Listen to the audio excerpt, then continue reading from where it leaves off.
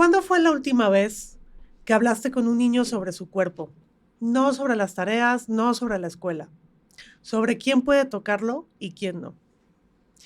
Porque el abuso sexual infantil no empieza con un delito.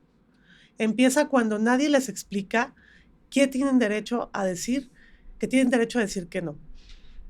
Y también empieza cuando los adultos, padres, madres, preferimos pensar que eso aquí no pasa. Hoy no venimos a generar miedo. Venimos a incomodar, porque prevenir también es nuestra responsabilidad. Hablar de lo que evitamos. Y ver lo que muchas veces decidimos no ver. Soy Abigail González. Y yo soy Salvador Martínez. Y esto es Bajo la Lupa. Las noticias no solo se cuentan, también se entienden.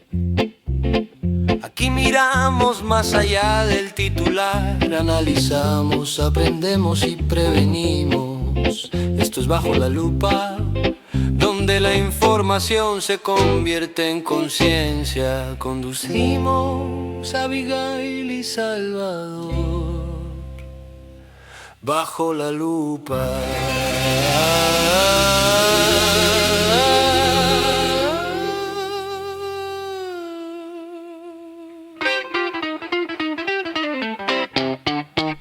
El día de hoy, pues nos acompañan dos invitadas muy especiales.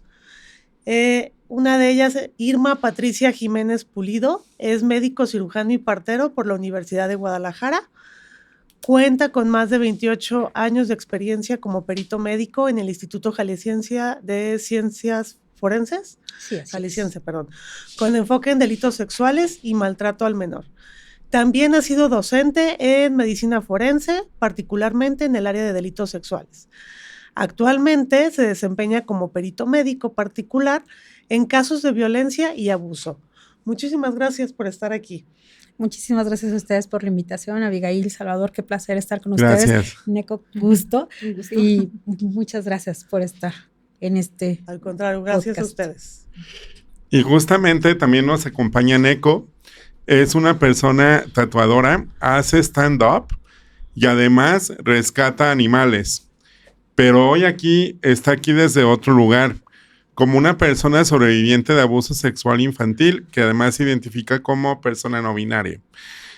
Su historia no solo ayuda a entender, también a cuestionar prejuicios. Y Neco, muchas gracias por estar aquí. Gracias por invitarme. Así que nuevo para mí, pero con gusto comparto mi experiencia. No, Bienvenida. Pues muchísimas gracias, no es fácil compartirlo y pues te agradecemos muchísimo que te hayas tomado el tiempo de estar aquí. Gracias. Y bueno, pues para contrastar todo esto que vamos a escuchar el día de hoy, Bajo la Lupa, le vamos a pedir a producción que nos apoye con unas diapositivas para pues presentarles a ustedes algunos datos que también vamos a estar retomando junto con la charla. En México, el abuso sexual infantil no es un caso aislado. Se ha señalado que México es uno de los países con mayores niveles de este tipo de violencia. No estamos hablando de excepciones, estamos hablando de un problema estructural. 1 de cada 4 niñas, ¿qué quiere decir esto? Eso significa que en un grupo pequeño, en un salón, en una familia, al menos una va a vivir abuso sexual antes de los 13 años. Y en el caso de los niños, esto también está pasando. 1 de cada 6, muchas veces en silencio, sufre abuso sexual entre los 5 y los 9 años. Y aquí es donde el problema se vuelve invisible. Más del 90% de los casos no se denuncian, no llegan a una carpeta, no llegan a una estadística, se quedan en silencio. Ahora bajemos esto a nuestra realidad. Jalisco es el segundo estado con mayor cantidad de víctimas de violencia sexual infantil. No es una excepción, es parte del problema. En 2023, en un solo año, más de 9,800 niñas y niños fueron atendidos por violencia sexual. Esos son 27 casos todos los días, 27 historias 27 familias, 27 silencios. Pero hay algo que incomoda más. El lugar más peligroso para un niño no es la calle, es su propia casa. Hasta el 85% de los agresores son personas cercanas, personas en las que se confía, personas que conviven todos los días. Y lejos de disminuir, el problema está creciendo. En Jalisco, las denuncias han aumentado más de un 120% en los últimos años. Esto es, del periodo del 2019 al 2024. No estamos avanzando, estamos reaccionando tarde. Y cuando vemos esto por ciudad, pues deja de ser una cifra. Zapopan, Tlajomulco, Guadalajara, Tonalá, Tlaquepaque, no es un punto en el mapa, es donde vivimos. Si queremos prevenir, tenemos que dejar de minimizarlo, dejar de pensar que no nos toca, porque lo que no se nombra, no se protege. Y bueno, pues con estos datos comenzamos entonces el conversatorio. Bueno, pues mi primera pregunta sería para Patricia. Patricia, se habla mucho de prevención, pero en la práctica a mí me gustaría preguntarte qué estamos haciendo mal como adultos que permitimos que precisamente estos números fríos estén, o más que números, casos fríos, sigan sucediendo. Salvador, yo creo, si ustedes me lo permiten, Abigail, Neco, en base a las experiencias que cada uno tenemos desde el ámbito de competencia en la que nos desenvolvemos, tenemos una evolución muy vertiginosa en nuestra sociedad, ¿no? Uh-huh. Ahorita que escuchaba a Abigail su proceso introductorio, recordaba cuando existe un parteaguas tan interesante respecto de el incremento de las estadísticas en Jalisco. Y estamos hablando que el parteaguas se da en el año 2012.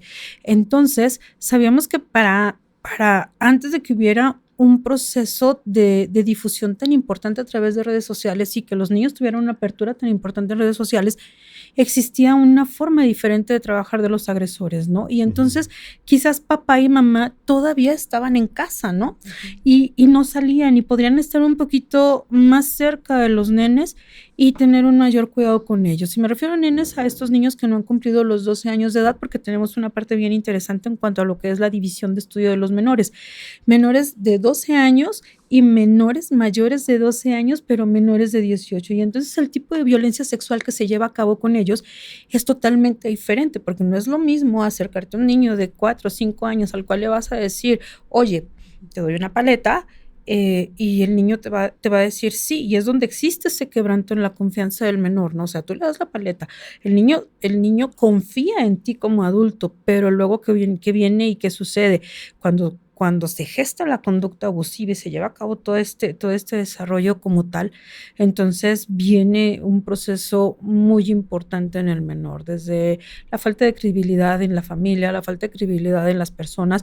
¿Por qué? Porque quizás cuando ellos expresen lo que les está pasando, los menores no van a ser creídos en muchas ocasiones. También tendremos que recordar que esto es de todos los tiempos, y lo digo con todo respeto.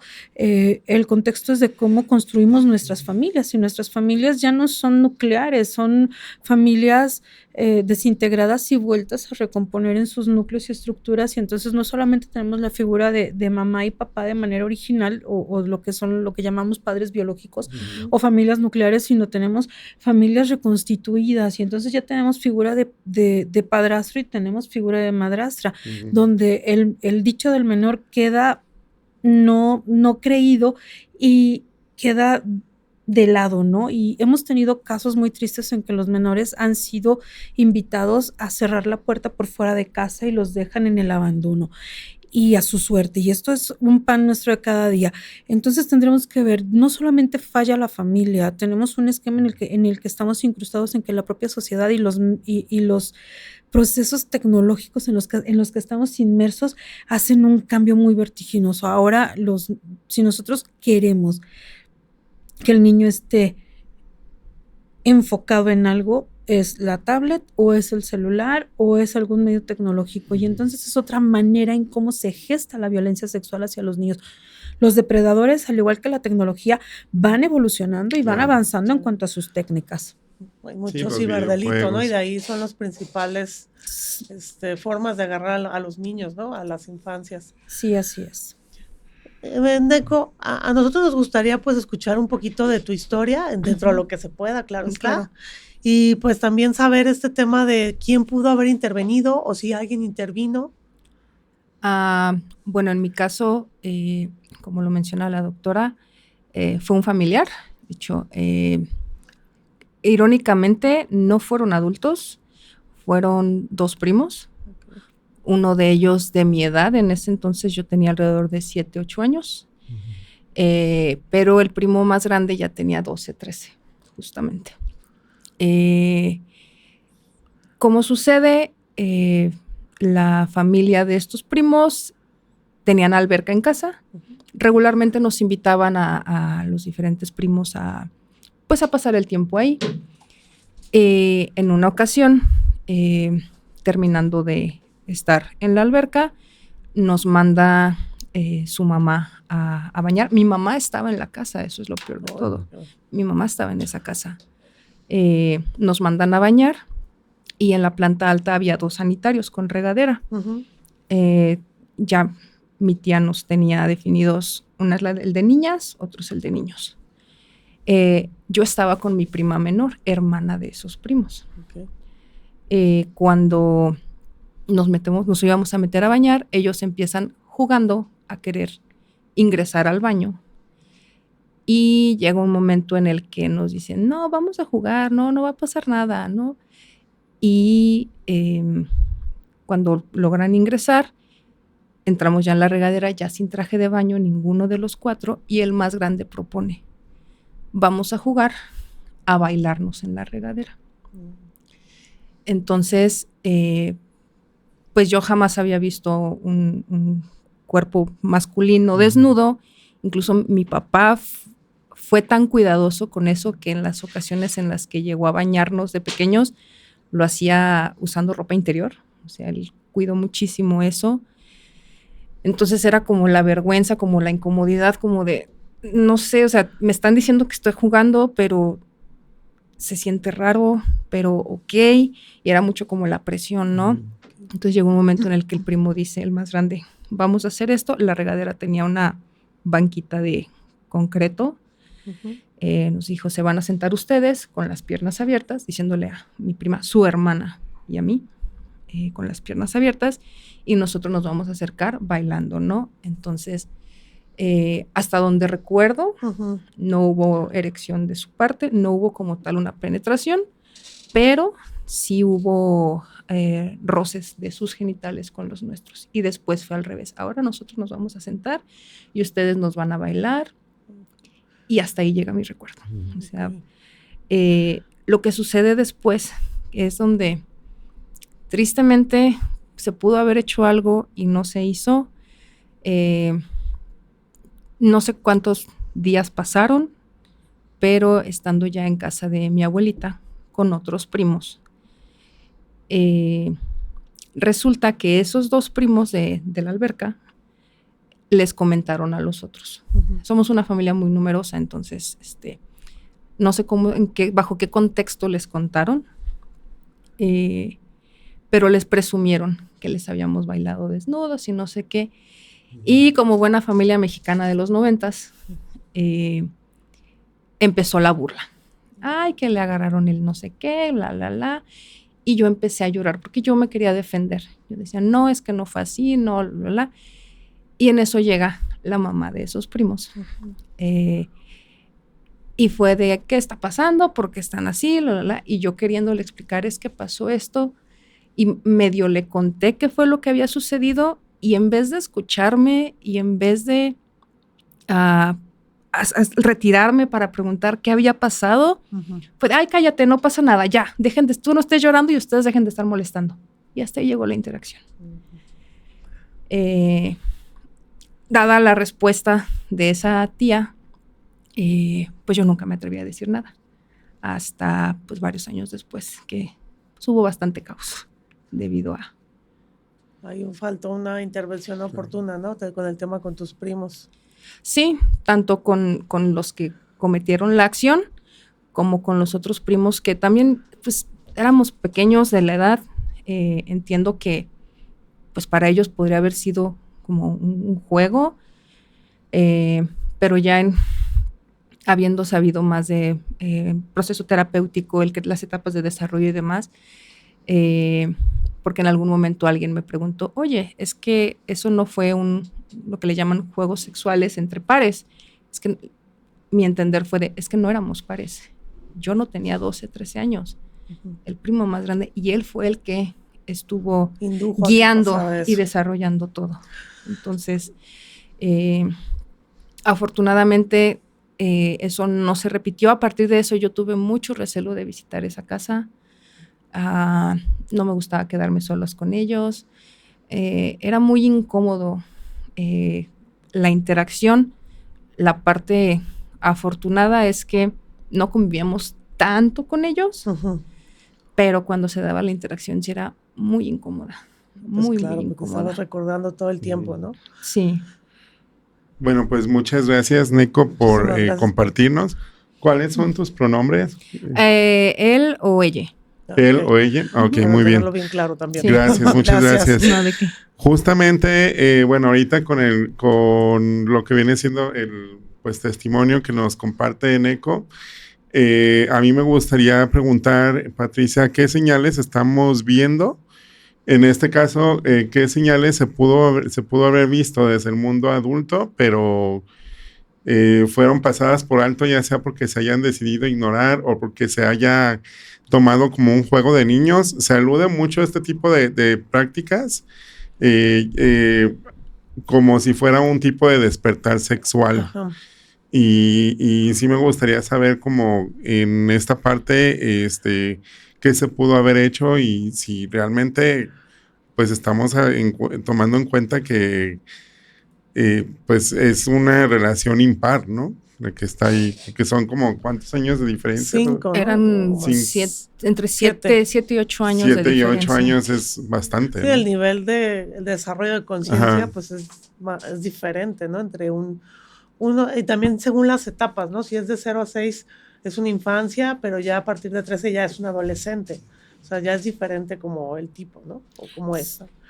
Bueno, si hablamos de lo que son las etapas en las cuales nosotros a partir del nacimiento vamos enfrentando, vamos a hablar de muchas escalas, ¿no? Pero nosotros podemos hablar de forma muy general de lo que es el recién nacido. Yo siempre se los digo a mis alumnos, tenemos al recién nacido, al lactante menor, al lactante mayor, al preescolar, al escolar y al adolescente, ¿no? Y cada uno de esos procesos, el menor, en base a lo que dicen los psicólogos, con sus contextos base, vamos adquiriendo información de diferente manera. Y en un momento dado, nosotros autoaprendemos, pero también aprendemos de las experiencias. Muchas veces se cree, por ejemplo, en el caso de Neko, que los niños son adultos pequeños que tienen la capacidad de comprender todo. La verdad es que no. Para mí, desde mi óptica, un niño es un libro en blanco, que se va llenando de experiencias, y las experiencias pueden ser positivas y pueden ser negativas. Y en este caso, los padres somos los directamente responsables de llenar experiencias positivas a nuestros hijos y enseñarles y llevarles por el buen camino. Y digo el buen camino en base a la edad que tiene el chaparrito para poder entender qué es y cómo se compone su cuerpo. ¿Por qué les digo esto? Porque muchas de las historias y relatos que yo escuché durante muchos años de niños, yo siempre he dicho, el triángulo de la genitalidad está satanizado, déjate ahí, no te estés tocando cuando forma parte de un proceso normal de tocamiento del niño, porque él está aprendiendo a conocer su cuerpo, ¿no? Pero al niño nunca le enseñamos mira, este es tu ojo, este es tu nariz, esta es tu boca, estas son tus manos y estos son tus genitales, y tus genitales tienen nombre. Entonces siempre, si ustedes lo traslapan a lo que es el lenguaje coloquial, los genitales de la mujer tienen un nombre y los genitales del varón tienen otro, pero nunca son temas que nosotros toquemos abiertamente con los menores, a salvedad de la evolución que ha preexistido ya en los últimos años con los niños, en los que ya tendremos que enseñarles, pero no omitamos aquella parte donde se satanizó en los libros de primaria la etapa de enseñarles de cómo estaba contenido la genitalidad, ¿no? Y entonces era una parte prohibida y decías, no, es que no tienes por qué prohibirla, el niño tiene que aprender a conocer, si no conoce cómo se defiende, cómo le das las herramientas para decir, no, este es mi cuerpo y mi cuerpo no se toca. Esto es lo más importante de todo. Esto sería como para poder hacer el preámbulo. En el caso de Neko, dadas las características, bueno, son muchas aristas las que nosotros tenemos que valorar y que visualizar. Desde la simetría de edad, ¿no? Nosotros tendremos que decir, siempre existe una simetría muy interesante entre lo que es el abusador y la persona abusada. Hay algo que dice la psicología. Niños menores de 12 años, nosotros introyectamos toda la información en materia de sexualidad y el niño va a ir aprendiendo conforme vamos en su etapa de crecimiento y desarrollo. Después de los 12 años, a ese proceso le llamamos indemnidad sexual, pero después de los 12 años, el niño ya tiene pleno conocimiento de la información en cuanto a las características de genitalidad y sexualidad. Eso dicen los expertos. Ahora tendremos que ver si en la práctica sucede de esa manera. Pero a los 12 años el niño ya tiene conciencia y entonces de hablar de indemnidad, nosotros ya estamos hablando de un adolescente con libertad sexual, donde él ya tiene la capacidad de decidir qué, cómo, cuándo, con quién, con cuántos, a qué horas y en dónde. Esa es la manera más sencilla de resumirlo. Si el agresor de Abigail tenía de 12 a 14 años en promedio, él ya tenía, de Neko, él ya tenía la capacidad de discernir, pero Neko no tenía la capacidad. A ella la invitaron a participar en un juego que ella ni siquiera sabía de qué se trataba. Y esta es la parte donde los victimarios envuelven a sus víctimas. Entonces, tendremos que ver en esta simetría lo que es uno, el proceso de confianza, porque hay algo también bien interesante. El agresor siempre está en casa. Tenemos agresores conocidos y desconocidos, pero si nosotros revisamos la epidemiología, el grueso de las agresiones sexuales en menores se suscitan por personas conocidas del menor y que es donde entra el proceso de coacción. Entonces son muchos elementos y la otra parte que influye es cómo la familia asimila el contexto. ¿Qué es más fácil? Darle vuelta a la página y pensar que aquí no pasa nada y es efectivamente como no pasa y entonces el menor queda a la deriva psicológica, emocionalmente y físicamente. ¿Por qué? Porque entonces cambia su forma y su contexto de ver el mundo. Aquí hay una parte bien interesante y eso también lo establezco yo, el cómo el niño ve el mundo antes de ser violentado sexualmente y cómo ve el mundo después de haber sido violentado. Y si no lo vas acompañando, porque no existe un proceso de credibilidad y lo reduces, aquí no pasó nada y solamente son juegos, entonces imagina toda la carga que queda para el menor y cómo va a resolver esto si las personas en las cuales él se va a resguardar no le creyeron, no le dieron la importancia necesaria y entonces empiezan los cambios de conducta en los menores, aislamiento, inseguridad, impotencia, frustración y algunas otras circunstancias, situaciones que se van enfrentando por el proceso al que ellos vivencian, ¿no? Baja de conducta, lo que es la baja de calificaciones en la escuela, lo que es cambiar el proceso de su resguardo, ¿no? Ya tiene un proceso de hipervigilancia. Neko mismo nos dijo, ¿no? Tengo un problema muy, muy importante porque yo ya no volví a regresar a esa casa. A mí esa casa ya no me generaba confianza cuando era... Siempre las albercas consideremos que son el punto de reunión de las familias, es donde todo el mundo convive, donde nos la pasamos a gusto, estamos cómodos y entonces vienen una serie de circunstancias que se vuelve una bola de nieve, pero lejos de ser positivo, se vuelve a la inversa y entonces la carga emocional queda a responsabilidad del menor y es algo injusto porque el menor no puede resolver sus problemáticas. Llega a la etapa de la adolescencia y tiene que enfrentar una serie de procesos en los cuales tiene un poco más de herramientas, pero tiene dos líneas, la línea positiva y la línea negativa. ¿Cómo lo va a resolver y hacia dónde se va a encauzar? Entonces, esta es la parte donde queda un chiquito indefenso, como una veletita en la cual el menor ya no va a hacer nada. Contra un trauma fuerte, ¿no? Sí. Y bueno, pues me imagino que después, luego por eso ocurre esto de que luego lo quieren replicar. Pero, digo, no en todos los casos, pues, sino en personas que fueron muy dañadas. Hay una duda ahí contigo, Neko. Uh-huh. En el tema de que tú estabas hablando con adultos y pues en este caso no hubo como esta intervención, se dejó pasar. Me imagino que no hubo denuncia, ¿no? Esto entra dentro de que pues es la cifra negra, ¿no? Esto es algo que nada más es tuyo y todo. Solo me imagino que ahorita pues es un gran avance que lo estés contando, pero lo cuentas solamente a personas de confianza. Sí, principalmente. ¿Tú sientes que en algún momento se te ha revictimizado, que te han dicho, ay, es que esto es como exagerado? No. Sí, en más de una ocasión. Cuando por fin me atreví a hablarlo con mis papás, a eso iba con mi mención del caos que se desató. Sucede bajo el contexto de mi salida del closet. Entonces, mi mamá pregunta que si en algún momento me había sucedido algo de pequeño que hubiera derivado en definir mi orientación sexual. Okay. Yo le contesto que sí sucedió algo, pero que simplemente ese no fue un parteaguas, simplemente le abonó un poquito más a entender cómo me sentía yo con respecto sobre todo a los hombres. Entonces se desata las lágrimas, me pregunta qué sucedió y le planteo qué fue lo que sucedió. Mi papá estaba ahí también. Para mi mamá fue el acabose.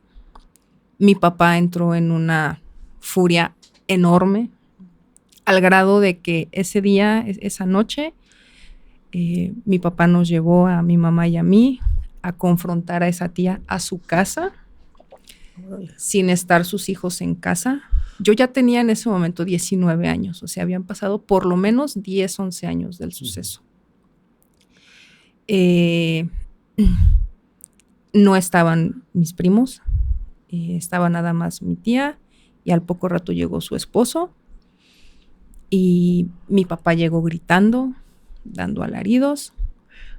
Mi tía, en su mal intento de como calmar las cosas, fue de a ver qué está pasando, yo no sé qué está sucediendo. Mi papá ahora sí que me avienta al ruedo de cuéntale qué pasó. Uh-huh.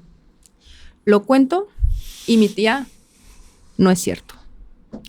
Yo nunca dejé solos a mis hijos, no es cierto, ellos no son capaces de eso, no es cierto, voy a preguntarles a ellos. Ay. Sí, claro, seguramente. Le van a decir que sí. Y más aún porque, como les mencionaba, mi prima pequeña estaba ahí. Ella es, si no mal recuerdo, 2 o 3 años más chica que yo. Entonces ella tenía alrededor de 5. Le preguntaron también a ella. No, pues no se acordó. Bueno. Y precisamente dijo que nunca se acuerda, que no se acordaba. A partir de ese momento, mi interacción con mi familia materna fue terrible. Nula. Uh-huh. Mi papá queriendo buscar respuestas. Afortunadamente, tanto mi mamá como mi papá me creyeron, pero ellos también sus herramientas fueron nulas para afrontar una situación así. Mi papá quiso investigar, le quiso preguntar a mis otros primos que si era cierto lo de esta charla con esa tía. Unos dijeron que sí, otros dijeron que no. Yo no sé si por miedo, porque verdaderamente no se acordaban. Mi papá es una persona de un carácter muy fuerte y enojados puede dar miedo. Entonces, no sé ahí qué sucedió, pero la mamá de esos primos le comentó a las demás hermanas que era lo que había dicho yo, y las hermanas se pusieron en mi contra. Que porque yo quería destruir a la familia, yo quería separarla, yo, y sus hijos, nada. Y algo con lo que yo confronté a mi tía es que el día en esa visita, es que el primo que es de mi edad, Ujú. cuando llegó a los 12, 13 años, empezó a tener interacciones sexuales con otras personas, entre ellas mujeres de la familia. Y se lo eché en la cara y nada más me dijo, de ese tema yo ya he hablado con él y eso no tiene nada que ver contigo. Y yo así. Entonces, fue un año muy difícil ese año. Fue cerca de Navidad, de hecho, de ese año. Entonces, para mí fue muy incómodo el estar con la familia. A la fecha, de repente, me es muy incómodo porque todavía, pues siento que hay mucho juicio de repente de por medio. En esas ocasiones, mis tías me llegaron a voltear la cara. Qué mal. Se llegaron a desquitar con mi mamá. Para el 10 de mayo de ese año, no le avisaron a mi mamá que se iban a llevar a mi abuelita a comer. Llegamos a la casa a comer con mi abuelita porque como no habían organizado nada, llegamos e iban saliendo todas las hermanas junto con mi abuelita y a mi mamá la dejaron en la casa sola. Y conmigo también. Ahí fue uno de mis puntos de quiebre de que dije, es que para qué dije las cosas. Se están desquitando con mi mamá por algo que me sucedió a mí, por algo que mi mamá no tuvo la culpa y por algo que yo tampoco tuve la culpa y me atreví a hablar porque creí que era lo que necesitaba. En ese momento, claro. Bueno, en este caso, conforme a lo que nos comparte Neko, Patricia, ¿por qué a los adultos nos cuesta tanto hablar con los niños sobre estos temas, como tú lo mencionabas hace un rato, desde darle nombre a los genitales, es decir, decirle se llama pene, vagina, etcétera? Nadie te los puede tocar, nada de pajarito, cosita, etcétera. Y también porque nos cuesta trabajo aceptar como padres que nuestros hijos pudieron haber hecho alguna situación como esta que pues claramente lastima a los demás, ¿no? Incluso sabiendo que puede prevenir el abuso y que puedes resarcir los daños. Son dos líneas paralelas, lo que vive la familia y lo que vive el menor. Uh-huh. Mientras hablaba Neko, nos compartía esta última parte de su historia, me recordaba algo que se llama el modelo traumatogénico de Finkelhor. Finkelhor es de los primeros psicólogos que se encargan de estudiar lo que tiene que ver con el proceso abusivo en menores. Uh-huh. Y él habla de una serie de pasos, ¿no? Desde el momento en cómo el abusador gesta la conducta, el cómo es esta parte de, mencionábamos hace unos momentos, el de te doy un dulce, mira, vamos a tal lado, mira, vamos a esto. El abusador siempre va a tener toda esta fascinación de poder convencer muy fácilmente a los menores y envolverlos, ¿no? Entonces, después de esto viene la fase del secreto, viene la coacción que yo se los mencionaba hace rato. El abusador va a decir, pero como ese comercial, no sé si lo recuerdan, ¿no? El de no se lo cuentes a nadie. Entonces viene esta parte del secreto y viene luego la parte donde el niño toma este valor para decir, me pasó, fue así y fue así. Pero cuando se viene todo un proceso de desquebrajamiento de la familia, el menor, esta parte no nos la comparte Neko, pero un grueso muy importante de menores tiene algo que se llama proceso de retractación. ¿Qué pasa con ese proceso de retractación? Cuando él ve que al momento en que expone toda su situación y es creído por sus progenitores, ya sea por mamá o por papá, y se suscita, por ejemplo, una situación muy similar a la que vivió Neko con su mamá, es cuando dicen, no debí haberlo dicho, mi mamá no tiene por qué estar sufriendo esto. Y entonces el menor dice, no pasó. Pero para esto estamos hablando que en este ciclo que yo les platico ya hay 1.5 años de por medio. En el caso de Neko fue una línea de tiempo mucho más amplia.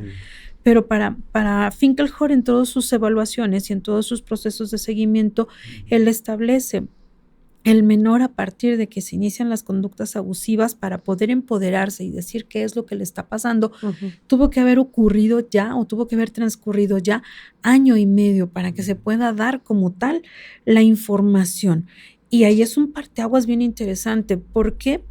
Porque yo les mencionaba, o son familias nucleares bien cimentadas, o son familias reconstituidas, y entonces si el padrastro es el agresor, en este caso fueron los primos, pero si el padrastro fuese el agresor, eres un niño malo, una niña mala, nos quieres separar, no me quieres ver bien, y en este caso quiere disgregar el núcleo familiar, lo quiere desintegrar, nos quieres destruir como familia, cuando la familia debería de optar por un proceso resiliente. Y entonces estamos hablando de las responsabilidades, ¿no? Aquí a distancia hay una responsabilidad. Sabemos que una acción genera una reacción y por lo tanto tiene una consecuencia, ya sea moral, jurídica. En este caso no hubo una consecuencia jurídica porque no hubo una denuncia de por medio, pero sí hay una consecuencia moral y queda a cargo de lo que es la responsabilidad de las personas que integran la familia, los directamente afectados, pero lejos de sentarse a platicar de qué es lo que está pasando con nuestros hijos y el por qué son agresores, queremos darle vuelta a la página y hacer como que no pasa nada, y entonces tenemos familias perfectas. Y esto pasa en cualquier concepto, en cualquier lugar del mundo.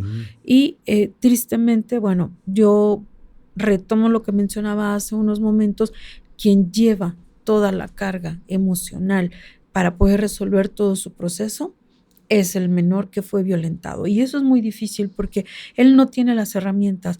Mencionaba también algo muy interesante. Mis papás no tuvieron las herramientas para poder ayudarme. Y entonces también viene la parte de culpa de los papás. No solamente es la parte de culpa del menor violentado, sino la parte de culpa que van cargando los papás, porque hay una parte bien interesante. Nadie nos enseña a ser papás, ¿no? Sí. Entonces lo hacemos en base a las experiencias que vamos vivenciando. Hay papás que se aplican y leen y hacen y buscan y empiezan a explorar procesos. Hay papás que son muy resilientes y entonces van avanzando conforme llevan de la mano a su hijo, pero hay papás que lo que hacen es ese famoso dicho tan coloquial, ¿no? Me tapo un ojo, me tapo el otro y me hago como que no está pasando nada cuando realmente está pasando todo. Y vienen los castigos, si es el niño malo, porque ya estigmatizan al niño. Entonces es la otra situación que está enfrentando el niño, pero también vemos la parte valerosa de las mamás. Aquí yo quiero reconocer la parte de las mamás y en otra parte lo que es el proceso de las figuras paternas, donde confrontan la situación hasta el final y dicen nos vamos con todo, pero desafortunadamente es el menos de los casos. Sí. No todos los papás se toman la molestia de leer un libro, porque sabemos que no todo lo que está en internet es la panacea de dioses. Y entonces pocos papás se orientan con psicólogos, se orientan con textos educativos para poder ayudar al niño a salir adelante.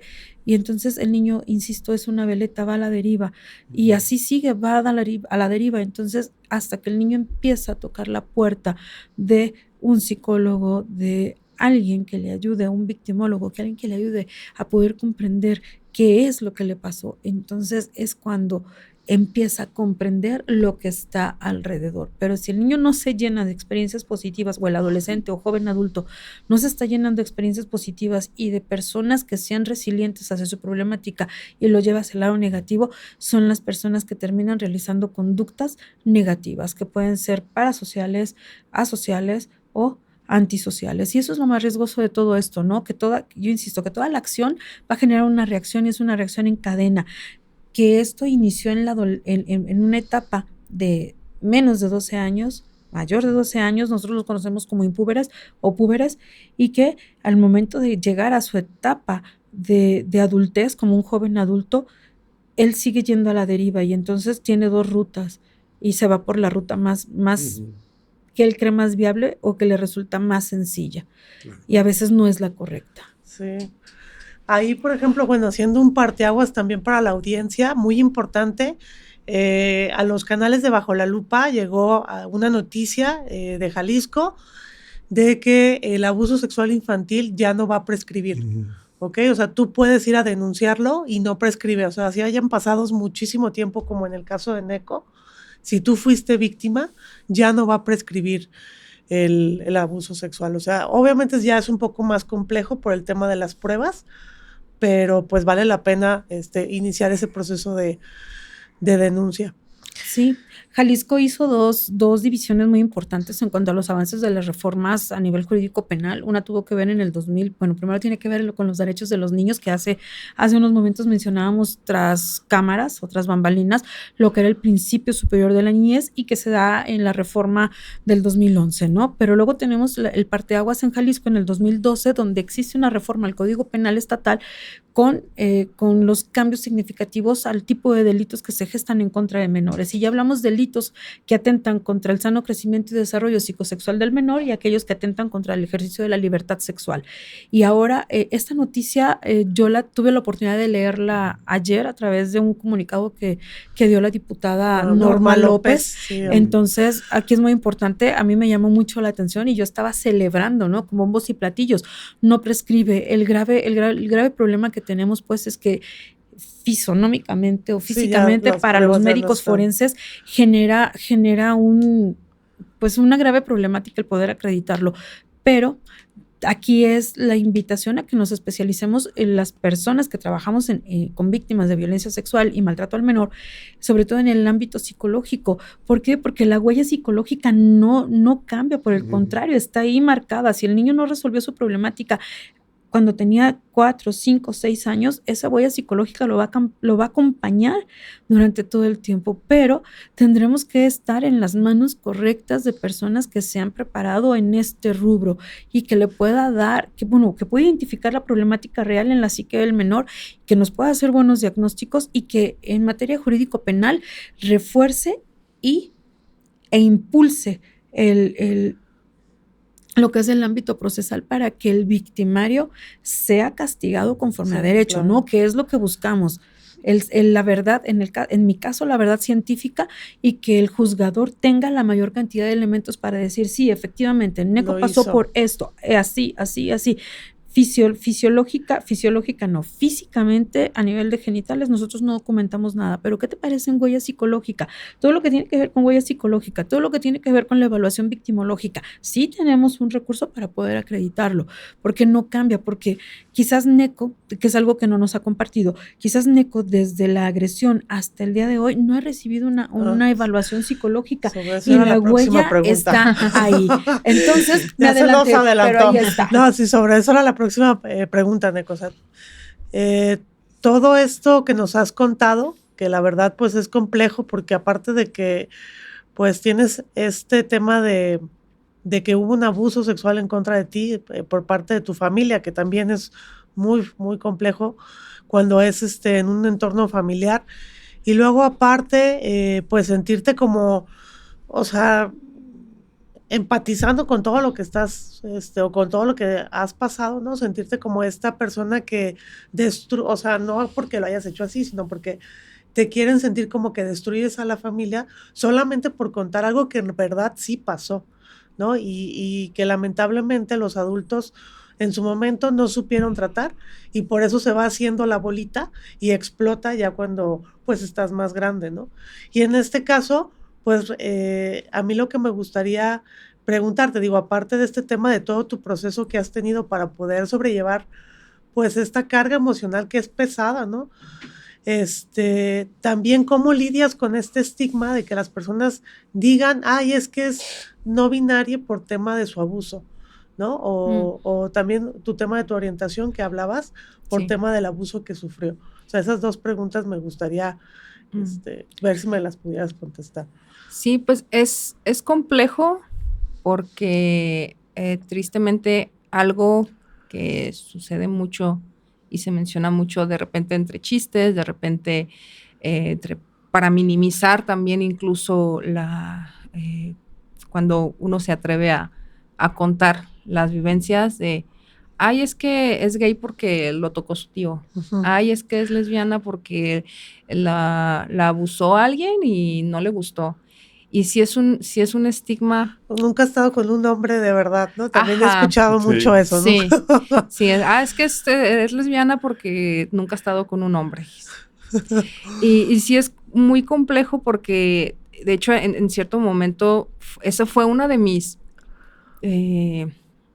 frenos a contarlo, porque aunque lo conté hasta mis 19 años, desde que sucedió, de repente yo quería hablar con mis papás, que era así de, mamá, es que te quiero de eso. Pero tristemente también pues en la misma crianza, uno va conociendo a los papás, uno va conociendo cuáles son sus reacciones y uno va sabiendo como qué actuar, cómo complacer a los papás, como para que no se enojen, para que no te griten, que no te regañen. A mí todavía me tocó que me pegaran, entonces No manches. era como tratar de evitar eso y el tener que decir después, es que voy a salir del closet, pero voy a contar también lo de mi abuso. Era así como de, ¿cómo lo hago? ajá, porque no quiero que una cosa opaque a la otra, pero tampoco quiero que resulte que luego me digan, es que eres lesbiana porque te abusaron de pequeño. O sea, y sí es complejo porque se cae mucho en ese nicho, en vez de preguntar, en vez de cuestionar siquiera de, ¿viviste un abuso? ¿Por qué? Es de, bueno, eso justifica el otro. Y no tiene por qué tener una cosa más peso que la otra y mucho menos justificarlo, porque te reducen a eso. Te reducen a, lesbiana por abuso. ¿Dónde? ¿En qué libro? ¿En qué especialista menciona? Es que es homosexual por abuso. Claro que no. O sea, y sí es muy complejo. También hay perdón que te interrumpa, pero estaba pensando también que por el tema de las vacunas te haces homosexual. O sea, sí creo que hay. No, pues bueno. Vamos a hacer un podcast de mitos, de todo ese tipo de mitos. Sí, para que los desmientan. Leyendas urbanas. Sí, que traigan aquí su cartilla de vacunación. ¿Qué tan homosexuales son? Sí, dependiendo cuánto se pusieron, es el nivel. Y de la marca también. Sí, ahí, ¿no? Está fuerte. Bueno, yo aquí tengo una historia personal que compartirles a ustedes y a la audiencia. Yo también cuando yo tenía 10 años, fui acosado sexualmente por un profesor en una escuela. No fue una cuestión de abuso, sino que fue que un profesor de repente se le hizo fácil decirme, mira, no traigo ropa interior, vamos al baño y te enseño que no traigo ropa interior. No más. Obviamente yo corrí, porque sí, dentro de todo a mí sí me enseñaron que pues no estés a solas con adultos. No aceptes cosas no extraños. No aceptes cosas extraños, etcétera. Y pero cuando yo salgo de closet también, a mí una de las cuestiones que también me empezaron a cuestionar mucho fue ese tema de que no te tocaron, etcétera. Y pues no, nunca pasó a más, pero de repente sí hacía como la retrospectiva y todavía es como algo que de vez en cuando lo he manejado en terapia, que dije, bueno, a lo mejor desde el niño, pues a lo mejor era un niño muy queer y eso me hizo como, si bien evidentemente ahorita ya tengo en claro que no fue mi culpa y eso no es pretexto ser un niño queer o afeminado, y lo digo a la audiencia porque los niños que de alguna manera tienen como más, están más enfocados a no meterse más como, no parecer como niños heterosexuales. Heteronormados, gracias. Sí son más susceptibles a este tipo de abusos sexuales, ¿no? Sí. Pero otra vez reitero, y sí me gusta reiterarlo varias veces, no es pretexto. No. Y no. si alguien pues pasó por una situación así, no es tu culpa, ¿no? Pero a mí sí me generó como un conflicto y decir, bueno, a lo mejor porque era un niño muy afeminado, de repente era como acosado, bulleado, etcétera. Y encima, hace 2 años, pues recibí mi diagnóstico de autismo en un nivel como de Asperger. Entonces ahora digo, pues se me notaba lo queer o se me notaba lo autista. Entonces, ¿qué fue lo que atrajo, no? Sí. Pero a lo que yo me refiero, yo quisiera preguntarles primero a Patti y luego a ti, si el riesgo aumenta o lo que aumenta es que nadie lo sabe proteger, y en la cuestión de los que fuimos niños queer, ¿qué a lo mejor necesitamos para que protejan a nuestras infancias queer, ¿no? Aparte de leyes, que protejan a las infancias queer, ¿verdad, gobernador? Por favor.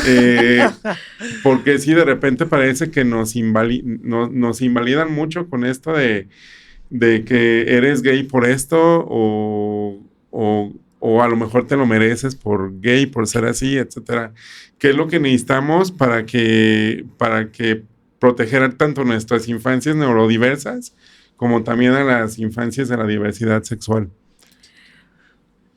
Pregunta difícil, extremadamente difícil, creo yo, desde el ámbito médico. Yo lo veo desde muchas ópticas, ¿no? Esto es como un diamante, tiene muchas caras y en todas somos responsables como sociedad.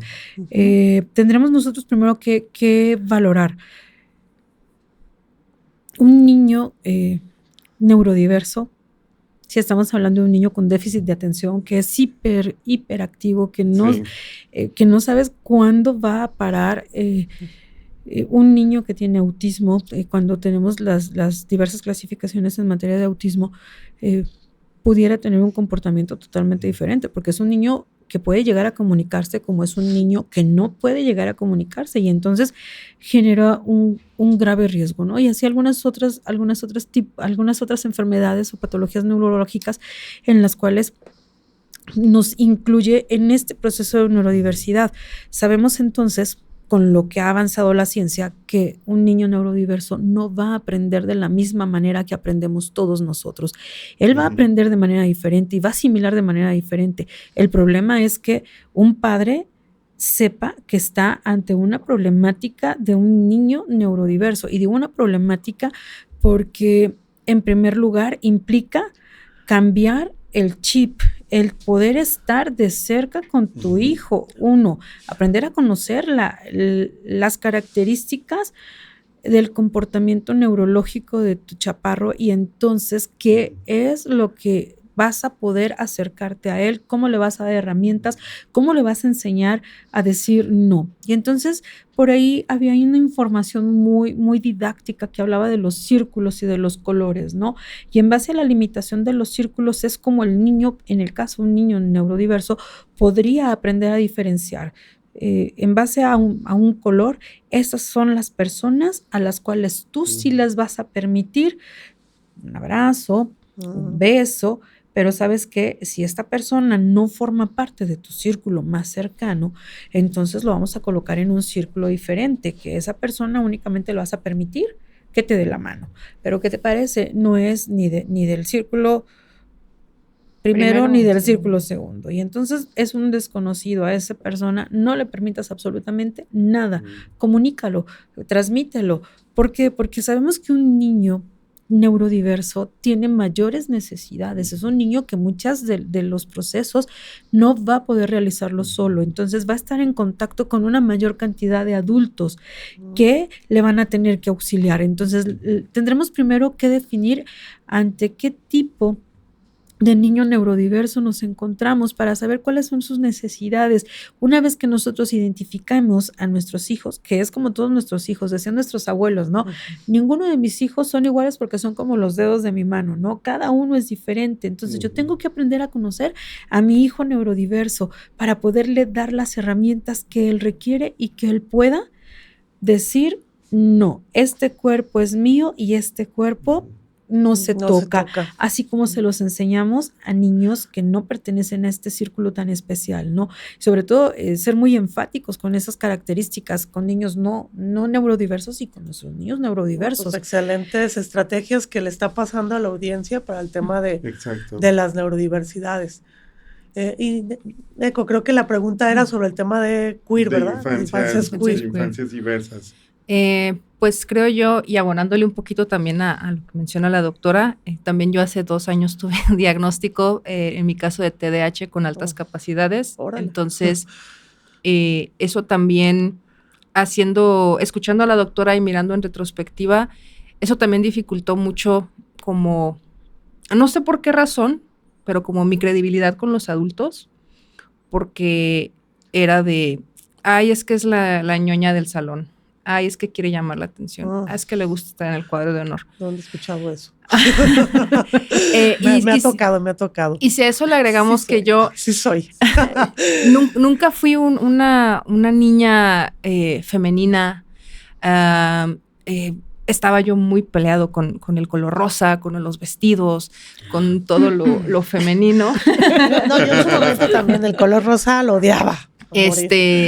Porque en mi entender me era incómodo desde pequeña hacer la comparativa de por qué él como niño puede hacer esto o puede vestir y hacer esto y yo nada más por ser niña no puedo, ¿no? En cómo se castiga. Y es ahí donde viene mucho los estereotipos sociales. Los estereotipos sociales desde la escuela.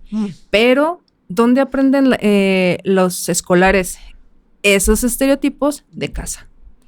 Entonces, si desde casa están escuchando que el papá se burla de que, ay, tu vecino el amanerado, ay, ellos lo van a replicar. Claro.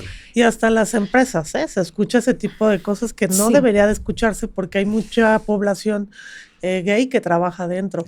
Sí, y ahorita también escuchando el cómo se les puede ayudar a las infancias y que a mí ya en terapia me hizo sentido el por qué de repente yo permitía muchas transgresiones a mi persona de manera física, era por el tema de los golpes.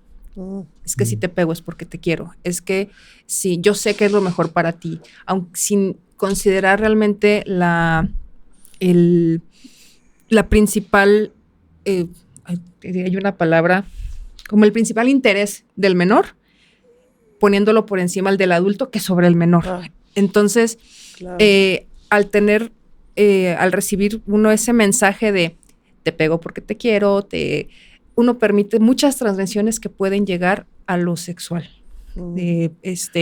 Ay, es que te quiero y por eso te toco aunque te duela o aunque te incomode, porque así en casa también fue lo mismo, ¿no? Entonces, es ahí donde creo yo que está mucho del trabajo también de los adultos. Digo, al final, afortunada y desafortunadamente, mucho de este trabajo, si no es que todo, es de los adultos que están rodeados de infancias y que algo que debemos de considerar ya como sociedad y como adultos que estamos sanando, los que lo estamos buscando, es que no importa si conozco o no a la infancia que está frente de mí, es mi deber protegerlo. Así es. Sin importar si lo conozco, si no lo conozco, si me cae bien, si me cae mal, no importa, porque el interés del menor está por encima del mío. Del adulto. Bueno, aquí, perdón. Discúlpeme. Adelante. Es que vamos a terminar ya el capítulo. Ok, así bien rápido. Aquí hay una parte bien interesante y voy a retomar un poquitito de lo que hemos estado hablando y ser muy puntuales, ¿no? Ustedes decían, señor gobernador, bueno, vamos tocando la puerta a nuestra sociedad. Estamos hablando de una sociedad incluyente. Todos como parte de esta sociedad tenemos responsabilidad sobre nuestros menores de una u otra manera, a mayor o a menor escala. Entonces aquí la invitación es que todos trabajemos, que todos conozcamos el tema, que hagamos la cultura de la divulgación a los diferentes niveles. Todo empieza en el núcleo primario. El núcleo primario es en casa y entonces quienes tenemos que trabajar mucho con esto somos los padres para poder darle las herramientas a nuestros hijos, pero luego viene el segundo nivel que es la escuela y entonces tendremos que trabajar, además de preocuparnos por el transporte, dicho sea de paso, o sea, señor gobernador, la invitación es no trabajemos nada más con el tema del transporte. El mundial, o sea, el mundial. Bájese. Bueno, no me voy a bajar a eso. Me voy a bajar.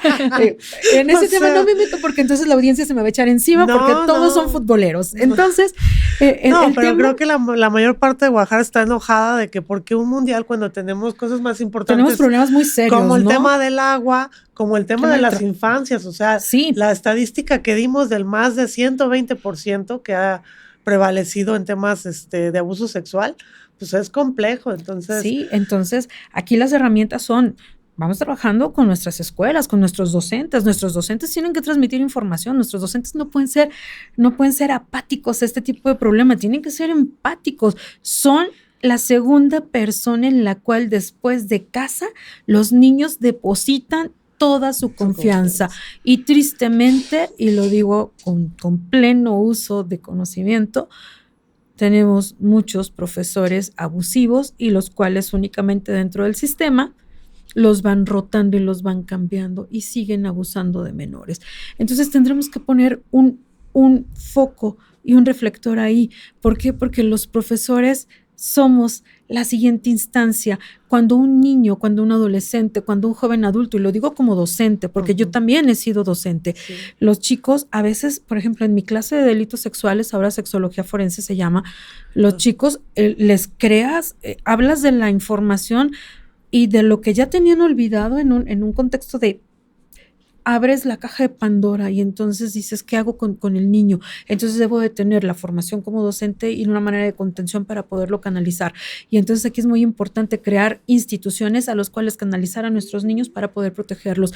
Digo niños, adolescentes y jóvenes adultos, que son los que funcionalmente van a trabajar. Sí, pues me imagino que estas instituciones como la CIPINA y la PEPENA, creo que son estos que se encargan del tema de los niños de y la sobre protección todo del menor. Pues también el tema, el llamado nuevamente a nuestros diputados, a los que legislan, para que también lo hagan pues en función a todo esto que hemos estado hablando. Pues lamentablemente llegamos ya al final de nuestro capítulo. Les agradecemos muchísimo, Neco, maestra Patricia, por haber estado. Si quieren dar alguna red social, adelante, este es el momento. Y si no, pues seguiría Chava con su sección de películas. No, pero algún show de stand-up que vayas a hacer, ¿dónde te podemos buscar para divertirnos un poco con el stand-up o hacernos un tatuaje también? Un poquito. Pues voy a tener un show, o de si hecho. quieres rifar un tatuaje a la audiencia, pues también te lo aceptamos. Muy bien. Voy a tener show, de hecho, el 5 de junio con motivo del Pride. Va a ser en foro atemporal. Está sobre...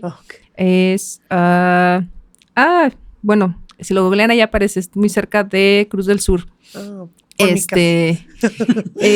el 5 de junio, es con motivo de, como mencionaba, del Pride. Van a estar varios estandoperos, tanto de aquí de Guadalajara como de Ciudad de México. Qué padre. Todos los estandoperos son partes de la diversidad. Entonces, pues va a estar muy padre. Los boletos están a la venta en Instagram. Me pueden seguir como nequito.tattoo en Instagram.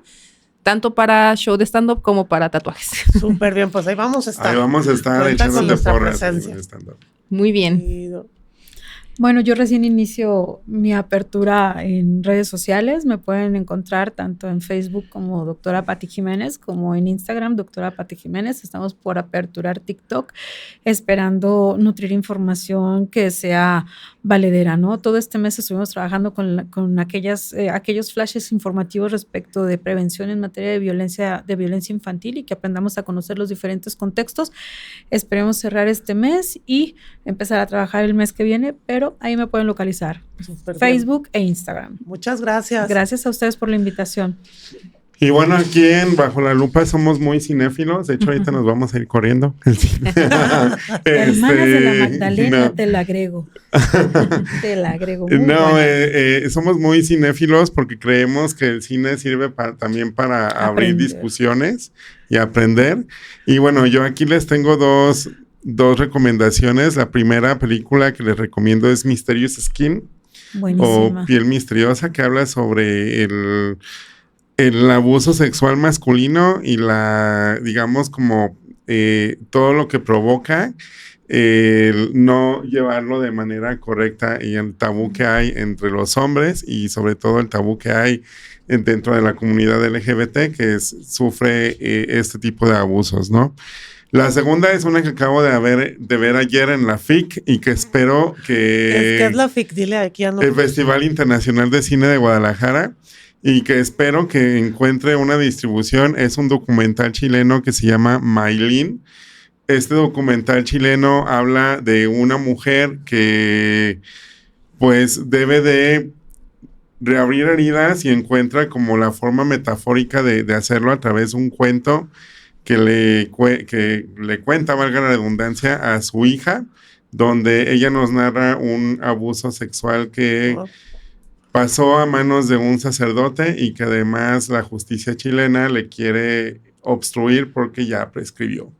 Entonces esperemos que este documental pueda pronto encontrar distribución y que la Universidad de Guadalajara, esperemos que gane en la feria, para que la Universidad de Guadalajara programe algunas fechas para que la vayan a ver. Estaría padrísimo. Sí. Pues muchísimas gracias, Salvador. Hoy no solo hablamos de abuso sexual infantil, hablamos de todo lo que lo permite. El silencio, la incomodidad y la falta de información. Porque prevenir no es saber que existe, es hacer algo antes de que ocurra. Y pues nuevamente gracias, Pati, Neco, por haber estado el día de hoy. Digo, yo sé que es complicado porque también es entre semana, pero muchísimas gracias por habernos sobre todo contado la historia, pues no cuál historia, pues tu vivencia. Y también, maestra Pati, doctora Pati, por todo este tema que nos ha dado como luz, ¿no? De lo que existe actualmente con esta parte de abuso sexual infantil. Así es, no, al contrario, muchas gracias. Esperamos hacer un segundo podcast. Digo, por ahí quiere estar una persona de fiscalía también. Nos pidió que le diéramos voz. Entonces esperemos tener una continuación. Pues muchísimas gracias. Esto fue Bajo la Lupa.